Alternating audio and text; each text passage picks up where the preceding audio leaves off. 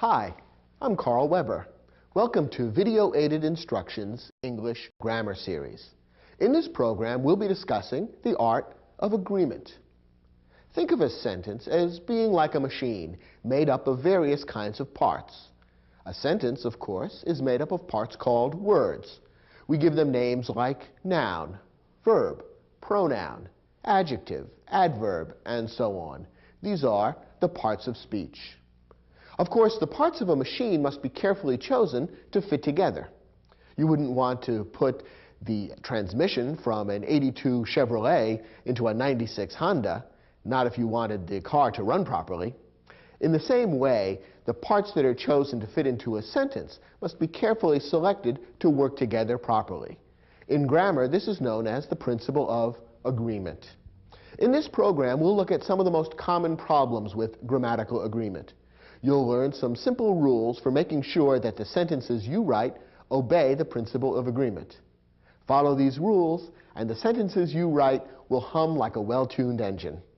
Ready? Let's begin.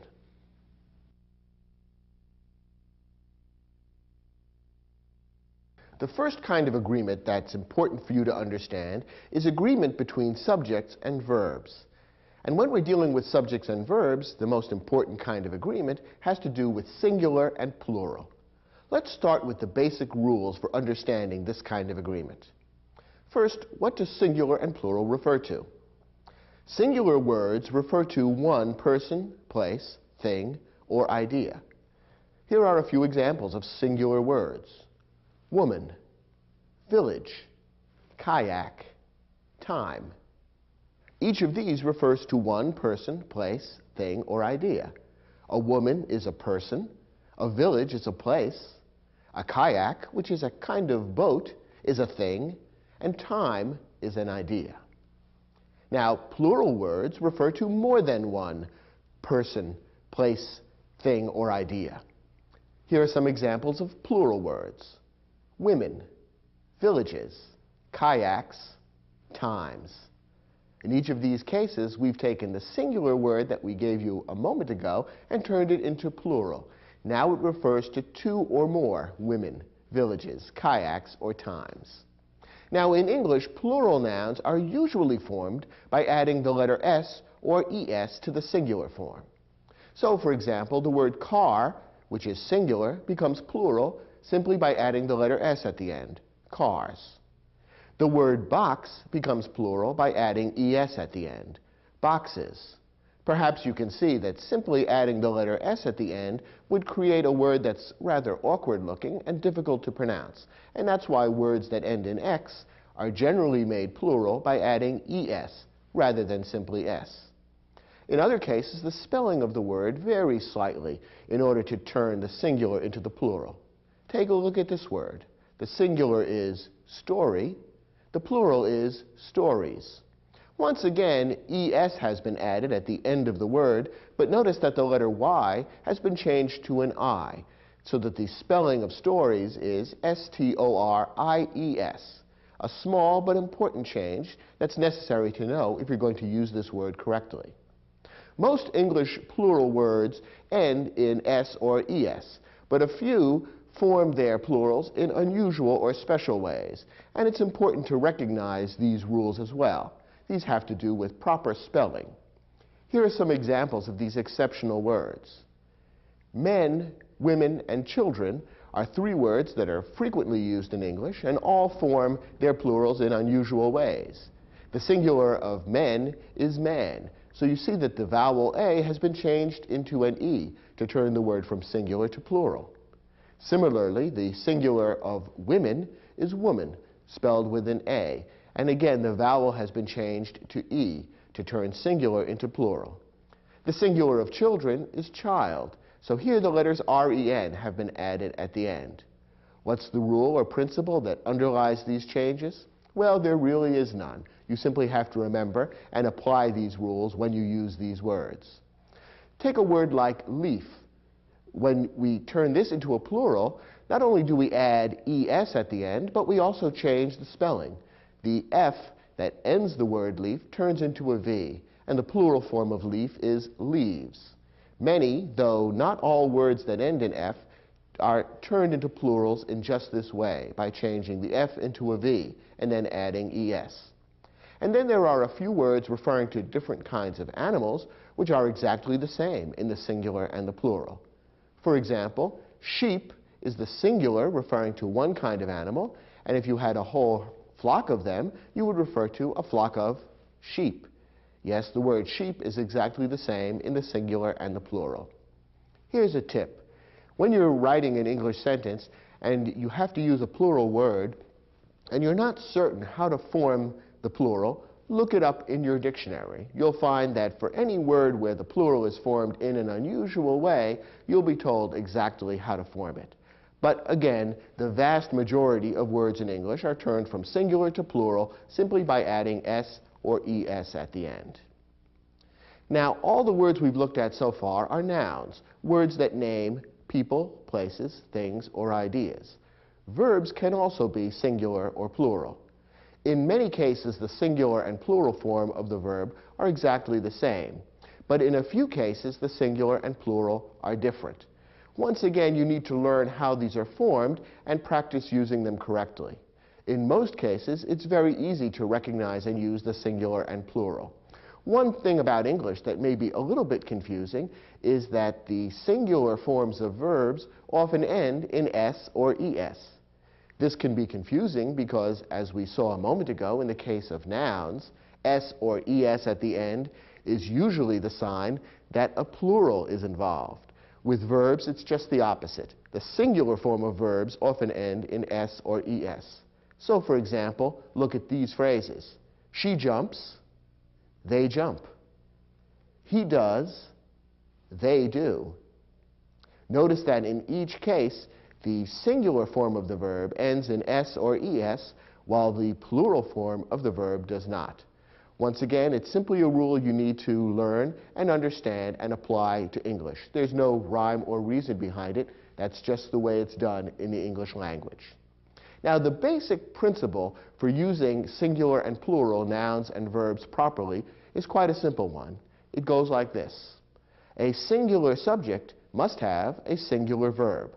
A plural subject must have a plural verb. Well, this may seem obvious enough. The problem is that in some specific kinds of sentences, applying this rule can get a bit tricky. Let's look at some of these tricky situations next. One of the situations in which subject-verb agreement may be a little tricky is when the subject of the verb is an indefinite pronoun. Now, in this series, we have an entire program devoted to pronouns and how to use them. You'll probably want to view that program in order to improve your background knowledge of pronouns and how to use them. But for our purposes today, you simply need to know that an indefinite pronoun is a word that's used in place of a noun and whose reference is indefinite or uncertain. Indefinite pronouns are words like someone, anyone, all, none, some, most, and so on.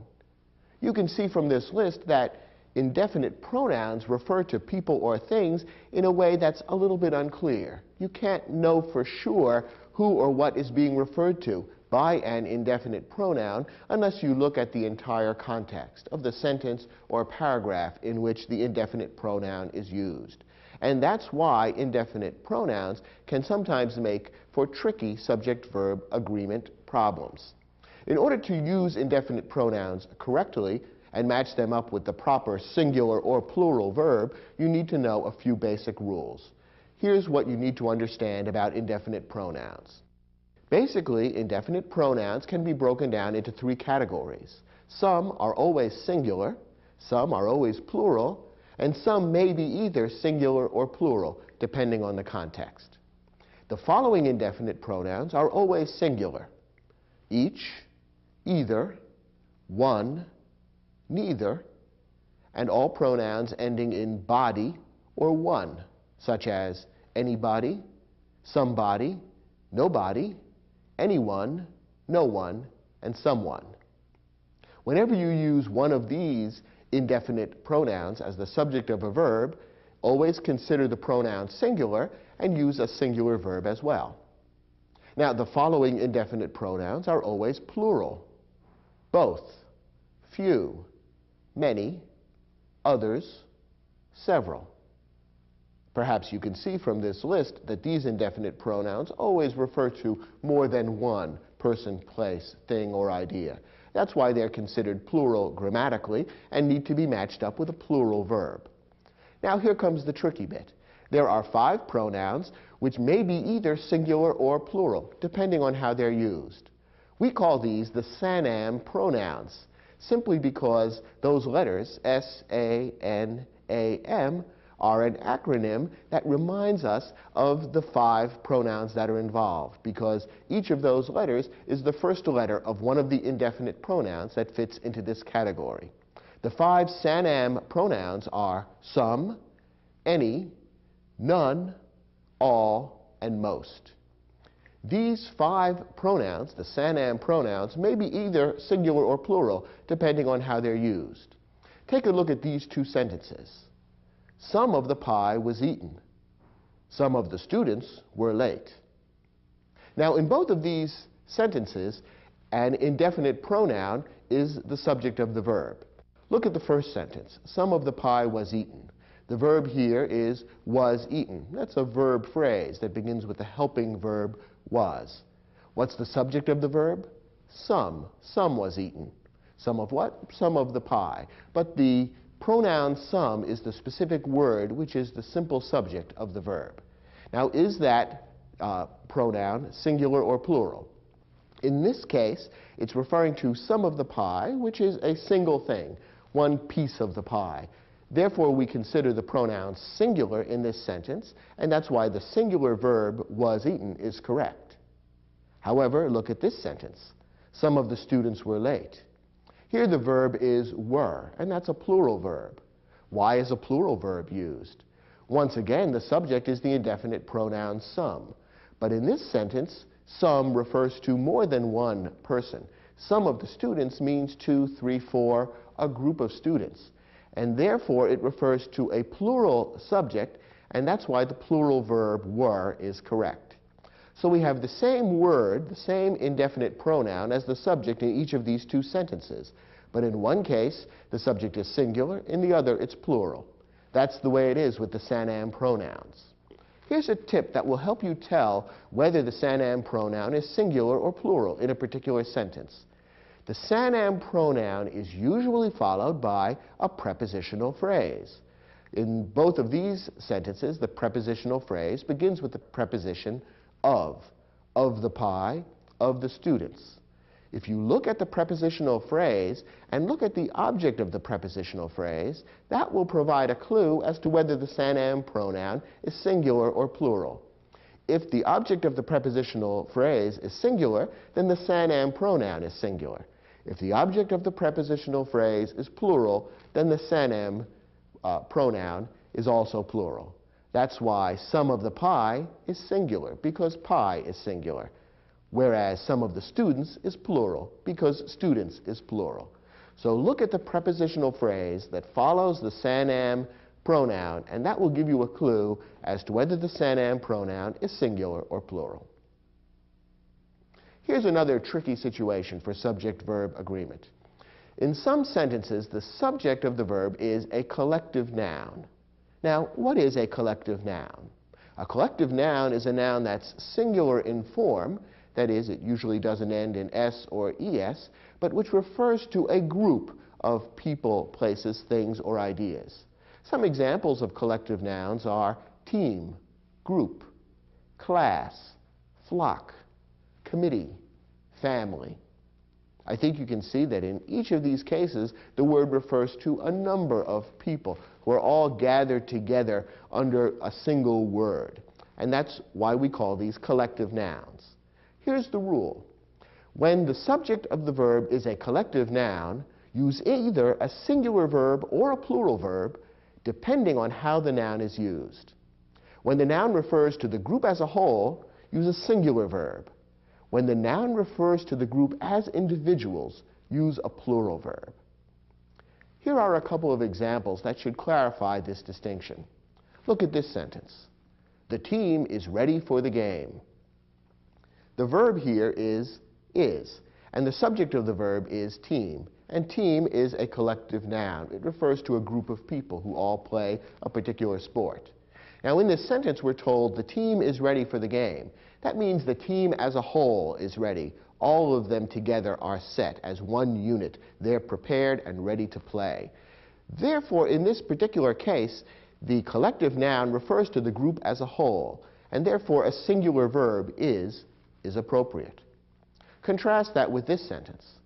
The team are dressing in the locker room. Once again, the collective noun team is the subject of the verb. In this case, the verb is are dressing, and here a plural verb has been used. Why? Well, think about what the team is doing. When the team are getting dressed, it's a group of individuals who are all getting dressed. One person is probably putting on his shoes, another person may be tying his tie, a third person may be combing his hair. They're all doing different things at the same time, all of which adds up to the collective group dressing together. But it's a number of individuals doing separate things that go to make up the act of dressing in the locker room. So in this case, the collective noun is being used to refer to a group of people who are doing things separately. And that's why treating the collective noun as plural and using a plural verb is appropriate in this sentence.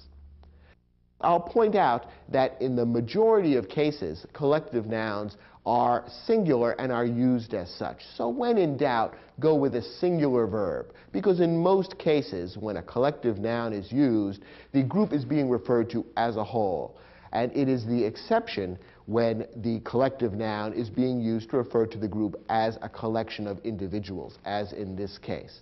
But that's the rule, and now you know why collective nouns will sometimes be used with a singular verb, sometimes with a plural verb. If you practice this distinction, you shouldn't have too much difficulty using collective nouns. Here's another tricky situation for subject-verb agreement. A subject that describes an amount is singular. Sometimes the subject of a verb appears to be plural, and yet when you think about it, it's describing an amount which is really one thing. Here's an example. $1 million is a lot of money. In this case, the verb is, which is singular.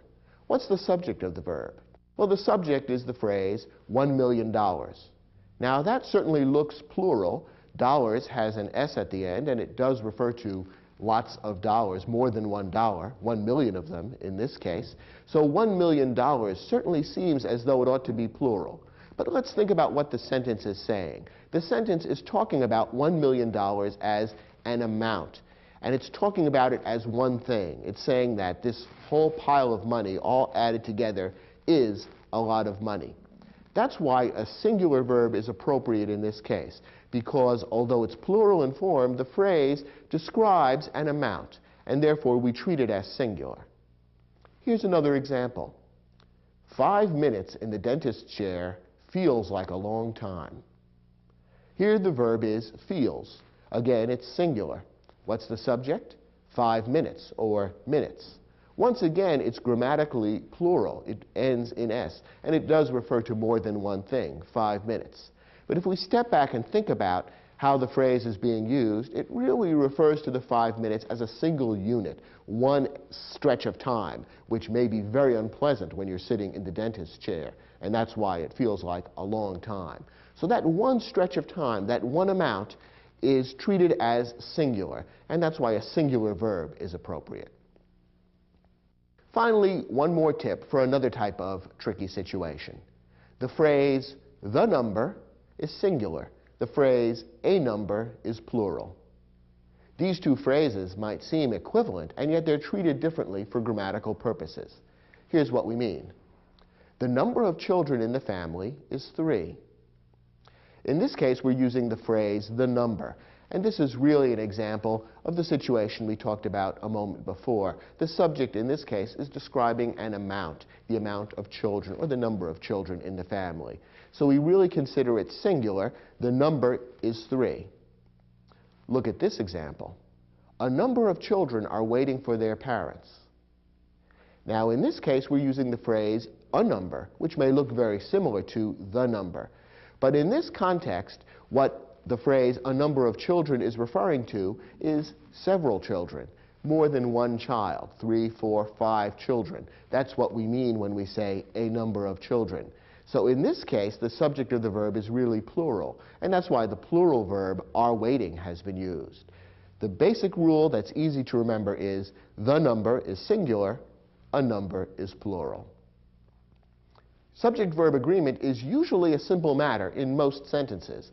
Singular subject, singular verb. Plural subject, plural verb. But in tricky situations like the ones we've just seen, it can be a little difficult to tell what type of verb is appropriate to use. The rules we've just covered should help. Turn to your study guide. We've provided an exercise that will give you a chance to practice these rules and test your ability to choose the right verb for certain tricky situations in English. Try your hand at the questions, and when you're finished, come back to this program and we'll look at them together.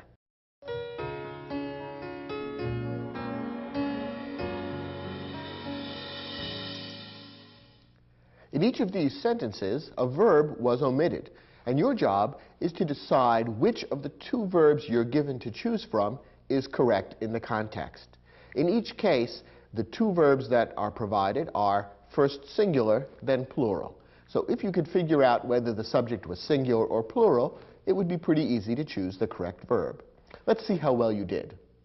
The first example reads, 400 pages seems or seem like an awfully long reading assignment for the holiday weekend. Here the two verbs are singular seems, plural seem. What's the subject, and is it singular or plural? Well, the subject is the amount, 400 pages. It looks plural, and it certainly is plural in form, since pages ends in S, and it does refer to more than one page, in fact, 400 pages. But remember our rule that a subject that describes an amount is normally singular. In this case, the entire amount, 400 pages, that long book, is being treated and considered as a single thing. That whole amount is a long reading assignment. And that's why the singular verb seems would actually be correct. Remember that when the subject is plural in form, but it describes an amount which is treated as one thing, you want a singular verb. And that's why seems would be correct in this sentence. Our next example. Neither of the injured dancers is or are feeling well enough to perform this evening.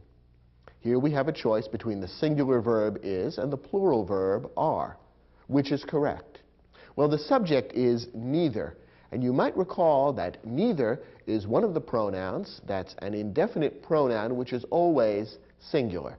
That's one of the pronouns on that list which would always be singular. And in fact, if you think about how the pronoun is being used, you can see that it refers to one person. When we say neither of the dancers, we mean each one of them, one at a time. We're considering that each of them individually is not feeling well enough to perform this evening. Since we're talking about each of the dancers one at a time, it should be considered singular. And the pronoun neither is singular grammatically, and that's why the singular verb is would be correct in this sentence.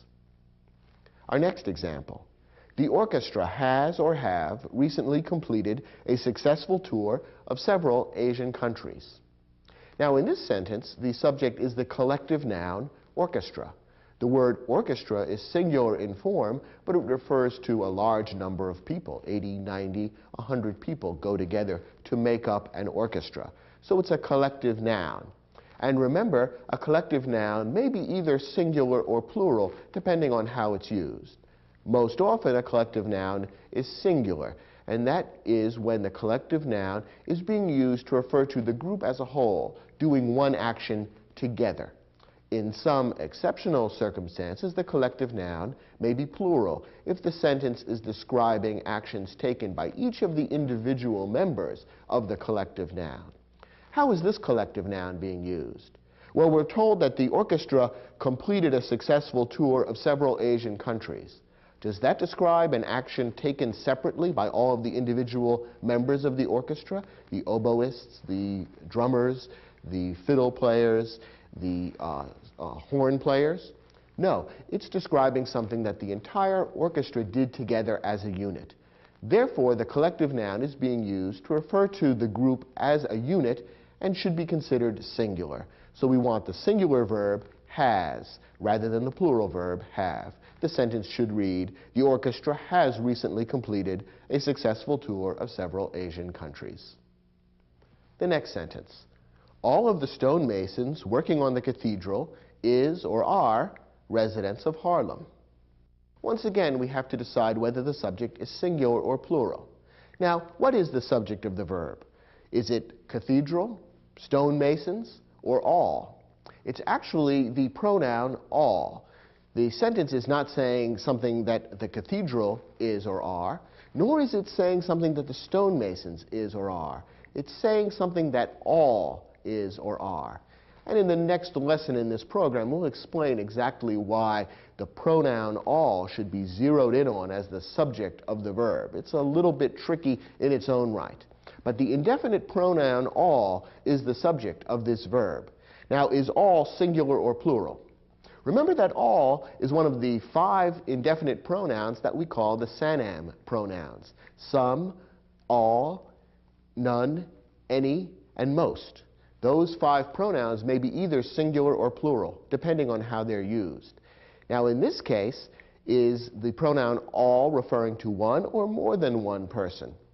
Remember our tip. Look at the prepositional phrase that follows the SANAM pronoun, and that will give you a clue as to whether one or more than one subject is being referred to. Here, the prepositional phrase that follows the pronoun all is of the stonemasons. And the object of that preposition of is masons, which is plural. So taken together, the entire phrase, all of the stonemasons, is referring to more than one person. It's a group of stonemasons. So in this case, the SANAM pronoun all is being used as a plural pronoun, and so a plural verb is necessary. The sentence ought to read, all of the stonemasons working on the cathedral are residents of Harlem, plural. And our last example, everyone in the class was or were surprised at how easy the final exam was. Once again, an indefinite pronoun is being used as the subject of the verb. In this case, the indefinite pronoun is everyone. Now remember what we said. All indefinite pronouns that end in either body or one are always singular. So everyone, someone, no one, all 3 of those indefinite pronouns would always be treated as singular grammatically. So we need a singular verb in this sentence, and it ought to read, everyone in the class was surprised at how easy the final exam was. Were you surprised at how easy these questions were? I hope so. Let's move on to our next lesson.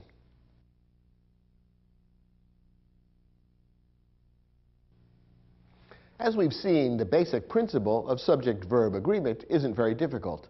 A singular subject needs a singular verb, and a plural subject needs a plural verb. In the last lesson, we looked at certain types of words which make it a little tricky to determine whether the subject is singular or plural. Specifically, we looked at indefinite pronouns and collective nouns. Now, there are other kinds of sentences in which determining subject-verb agreement can be a little bit tricky. And in this lesson, we're going to look at some of these other types of tricky sentence structures which make subject-verb agreement a little bit difficult. One tricky type of sentence for subject-verb agreement involves a compound subject.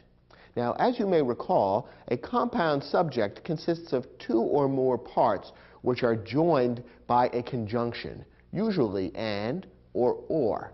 And taken together, these parts make up the subject of the verb. Now, when the subject is compound, if the parts of the compound subject are joined by and, you usually use a plural verb. Here's an example. Omar and Sarah are going bowling. Here, the verb is are going, and the subject is the compound subject, Omar and Sarah. We have 2 parts joined by the conjunction and this is a very typical kind of compound subject. Notice that although each of the parts of the compound subject is singular, Omar, Sarah, each of these is a singular word, taken together, they make up a compound subject which is treated as plural.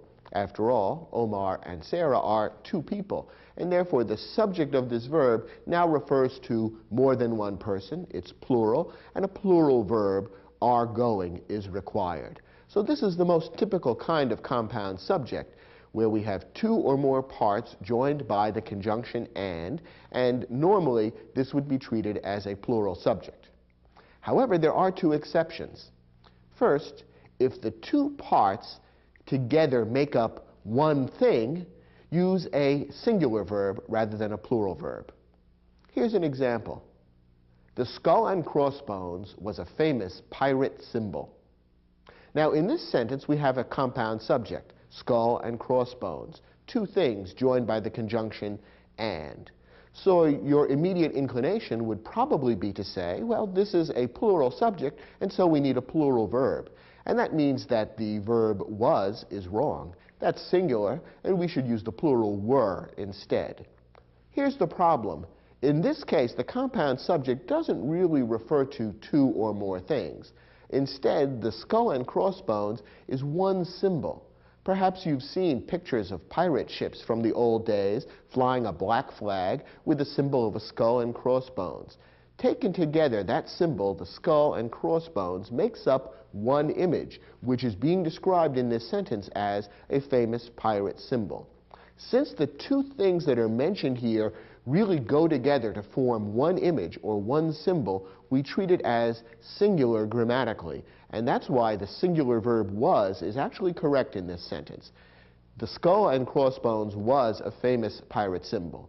This exception to the rule doesn't come up very often, but when it does, you should be aware of it and be looking for a singular verb rather than a plural verb. Here's the second exception. If the two parts of the compound subject are preceded by each or every, use a singular verb. When we use the words each or every in front of the parts of a compound subject, we are really changing the subject so that we're talking about each element of the subject separately and individually. And that's why we're turning the subject from plural into singular. Look at this example. Each pot and pan was washed and carefully put away. Notice that in this sentence we've got the singular verb was washed and was put away, rather than the plural verb were. Why is that? Well, here we do have a compound subject, pot and pan, joined by the conjunction and, which would normally lead us to expect a plural verb. But it's preceded by the word each. And therefore, the subject is changed from plural to singular. We're now talking about each individual pot and pan, one at a time. And therefore, we use the singular verb was rather than plural. Once again, this exception doesn't come up too often. 90% of the time, when you have a compound subject that consists of two or more parts joined by the conjunction and, you want a plural verb. But in this particular case, you want a singular verb instead. Now, when the subject is compound, if the parts of the compound subject are joined by the conjunction or, we have a different rule. In this case, the verb should match the subject that is closest to the verb. This is a slightly strange and surprising rule, but let's look at a couple of examples and you'll see how it works. Either Andre or his parents have left an umbrella in the closet. Now, here we have a compound subject which consists of two parts, Andre, his parents. Now, notice that one of the parts is singular, Andre, the other is plural, his parents, and they're joined by the conjunction or. That means the rule kicks in that the verb should agree with whichever subject is closer to the verb. We have two subjects, one singular, one plural. Which one is closer to the verb have left? Well, his parents is closer to the verb than Andre. Since the plural subject is closer to the verb, it comes second in the compound subject. The verb should also be plural. So have left is correct. What does this mean? It means that if you were to reverse the order of the parts in the compound subject in this particular sentence, the verb would have to change. So if the sentence were changed to read like this, either Andre's parents or Andre, then the verb would have to be has left. Singular would now be correct because Andre, the singular subject, is now closer to the verb than the plural subject. So it does make a difference what order the subjects are given in this particular type of situation. So when the compound subject consists of two or more parts separated by or, decide on subject-verb agreement by looking at the subject that's closer to the verb. One more example. The students or their teacher is expected to close the classroom door. Same kind of situation. Here we have two subjects separated by or. Students, their teacher. The first one, students, is plural. Their teacher is singular. Which one should the verb match? Well, since their teacher is closer to the verb, is expected is correct. That's a singular verb, and it matches up with their teacher, which is also singular. We've been talking about compound subjects quite a bit. Here's another somewhat tricky or misleading situation that many students get wrong. Words like as well as and in addition to do not create a compound subject. Now, you might think that words or phrases like as well as and in addition to should be grammatically the same as the word and. After all, they mean much the same thing. But grammatically, they are treated differently. The conjunction and creates a compound subject when it's used to join two words or phrases describing subjects of the verb. However, when the phrase as well as or the phrase in addition to is used in place of the conjunction and, the effect is different. Take a look at this sentence. The principal, as well as her husband, was a special guest at the awards banquet. The verb is was. What's the subject? Well, the subject is principal. Notice that her husband is not part of the subject in this case. We don't have a compound subject because rather than the conjunction and, the phrase as well as has been used. You might also notice that in this particular sentence, the words as well as her husband have been set off by commas. That indicates correctly that that entire phrase, as well as her husband, is a bit of an interrupter. It comes in between the subject and the verb and doesn't become part of the subject. Therefore, the subject is the singular principal, and the singular verb was is correct. If we were to take away the words as well as and substitute the conjunction and, notice what would happen. We'd get rid of the commas, and the sentence would now read, the principal and her husband were special guests at the awards banquet. Now we would have a compound subject joined by the conjunction and, principal and her husband, and the two together would make up the subject, which would become plural, and the verb would have to become the plural were. But as long as the phrase as well as is used, we don't have a compound subject. We have a singular subject only, and a singular verb is required. When words separate the subject and the verb, finding the subject may be tricky. We've already seen several sentences where this was the case, where isolating and identifying the subject of the verb is not so easy, because a number of words come in between the subject and the verb. Here's a tip that helps with 90% of these sentences. Eliminate prepositional phrases before trying to identify the subject. As a general rule, a prepositional phrase never contains the subject of the verb. And therefore, when you're looking for the subject of a sentence, in order to make sure that you've got subject-verb agreement correct, you can mentally eliminate all the prepositional phrases, all the phrases that begin with those little prepositions, words like of, in, by, for, from, to, with, and so on. Eliminate those prepositions and the words that follow them, and what remains must contain the subject. That's an easy way of eliminating all the words that might distract you from isolating the real subject and therefore confuse you as to how subject-verb agreement should work. If you can eliminate the prepositional phrases, that will help you a lot in zeroing in on the correct subject of the verb. Take a look at this example. The distance between the Earth and the more distant stars of our galaxy is difficult to measure. In this case, the verb is easy to find, as it usually is in most sentences. The verb is. Now that's a singular verb. Is the sentence correct or incorrect? Well, we have to identify the subject in order to determine whether a singular verb is correct or incorrect. Now, what is the subject? What is it that's difficult to measure? Is it the distance? Is it the earth? Is it the stars? Is it the galaxy? All of those are nouns, and any one of them could be the subject of the verb. But which one really is the subject of the verb? Well, in order to figure out what's difficult to measure, we need to eliminate prepositional phrases. That will help us zero in on what the real subject of the verb is. And there are a few prepositional phrases here. Between the earth and the more distant stars is one prepositional phrase, and of our galaxy is another prepositional phrase. Between and of are both prepositions, and the words that follow those prepositions and are linked to them are the objects of the prepositions.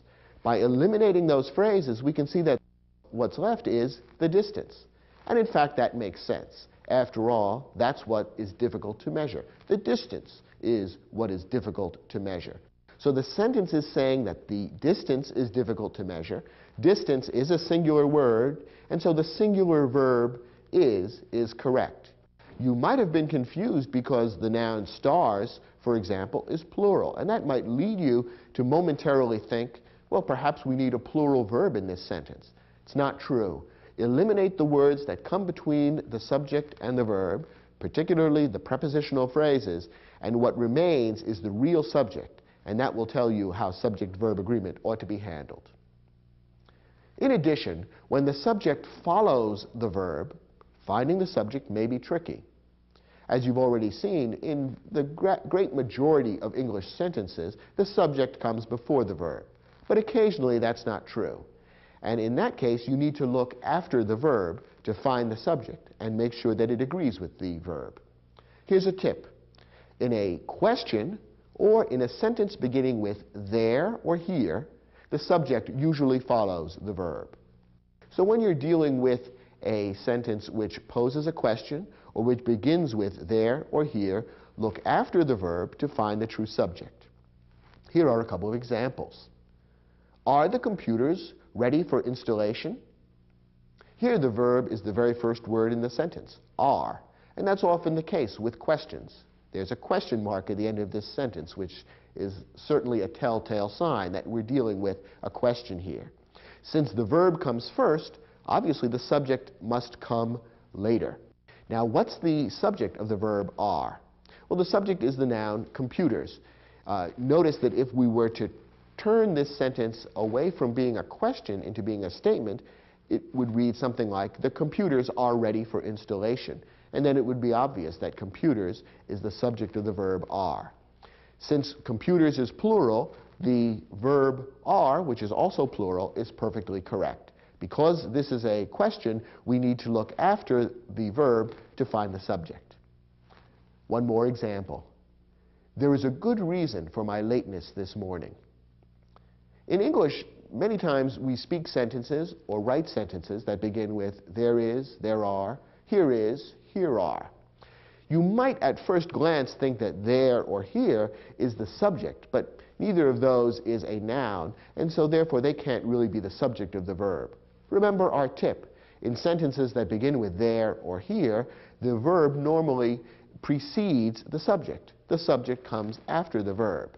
In this case, the verb is, and what follows, reason, is actually the subject.